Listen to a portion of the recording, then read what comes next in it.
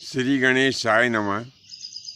तो प्रिय बंधुओं, क्रोध, अपमान और ईर्ष्या से भरा हुआ दुर्योधन इंद्रप्रस्थ से वापस हस्तिनापुर आ गया। अब इधर मामा शकुनी भी बार बार दुर्योधन को अपने अपमान का बदला लेने के लिए उकसाता रहा। फिर एक दिन अपने मामा शकुनी के अत्यधिक उकसाने पर दुर्योधन अपने पिता श्री धृतराष्ट्र के पास में पहुंचा और महाराज श्री को जाकर के उसने दंडवत प्रणाम किया। धृतराष्ट्र ने दुर्योधन को अपनी छाती से लगा लिया और पूछने लगे, हे पुत्र, सब कुशल से तो है? तब दुर्योधन अपने पिताश्री से कहने लगा कि हे पिताजी, आपके आशीर्वाद से मैं अपने परिवार और भाइयों के साथ में आनंद मंगल से हूँ।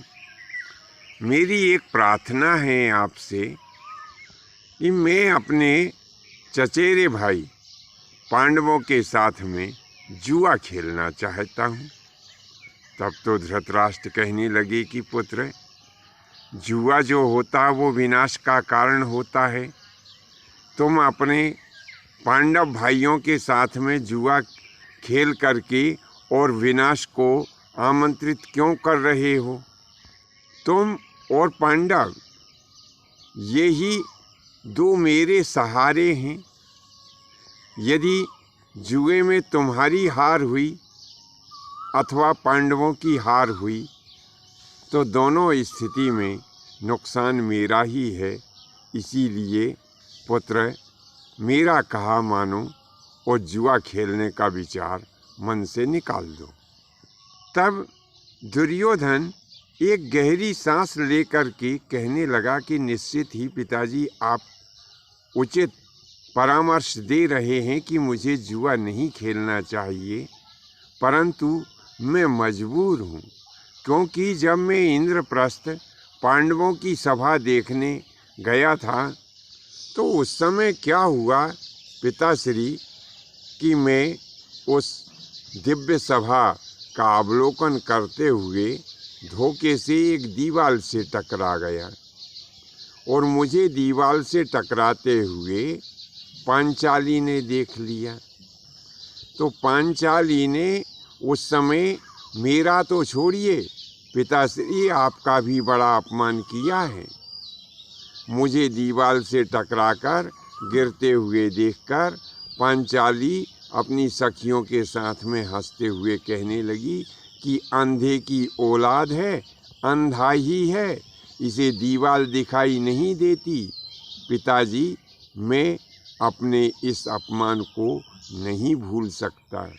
यदि पांचाली मात्र मेरा ही अपमान करती तो हो सकता था पिताश्री कि मैं अपने किए गए अपमान को भूल जाता, लेकिन उसने तुम्हारा अपमान किया है, इसीलिए मैं इस अपमान का बदला अवश्य ही लूँगा और पांडवों को जुए के लिए आमंत्रित करूँगा और उनका सारा धन और ऐश्वर्य जो है मैं छीन लूँगा।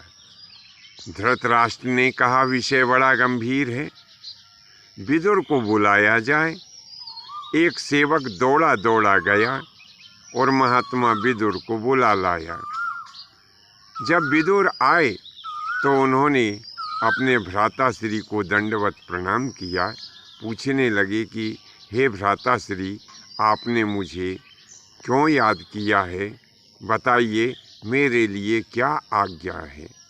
तब धृतराष्ट्र कहने लगे कि विदुर सुनो, तुम इंद्रप्रस्थ चले जाओ और वहाँ जाकर के पांडवों को बुला लाओ। मेरा पुत्र दुर्योधन उनके साथ में जुआ खेलना चाहता है। तब तो विदुर कहने लगे, भ्राताश्री, आप नीतिवान हैं और आप भी इस कपटी दुर्योधन की चाल में आ गए।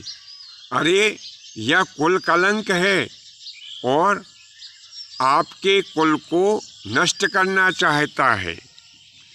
आपसे पूर्व में भी ज्योतिषियों ने कहा था कि इस कुल कलंक का आप त्याग कर दीजिए, और मैं भी कहता हूँ कि भ्राताश्री आप इस दुर्योधन को त्याग दीजिए।